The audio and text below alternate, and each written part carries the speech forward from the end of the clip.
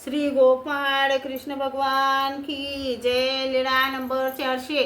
मा दायसाचा चिचकर कंट्याविषयी प्रश्न।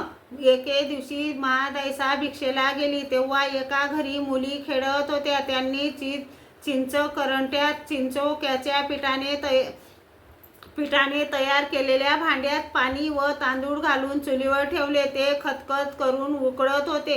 ते दायसाने पाहिले आणि आश्चर्य वाटले। नंतर भिक्षा करून आली, सर्वज्ञांना झोळी दाखवली, झोळी ठेवली। मग दंडोते करून सर्वज्ञांना विचारले, जीजी, मी एका घरी भिक्षेला गेली तेव्हा मुलींनी चिंच करंट्यात तांदूळ व पाणी घालून शिजवायला ठेवले। ते शिजून खतखत कळत होते, परंतु भांडे जळत नव्हते। जी सर्वज्ञ म्हणाले, असे हाय बाई, आम्ही मागे गोंडवाड्यात होतो ना, तेव्हा गोंड लोक अशा प्रकारच्या भांड्यातच तांदूळ शिजवत होते। मग सर्वज्ञांनी गोंडवाड्याची गोष्ट सांगितली। श्री गोपाळ कृष्ण भगवान की जय।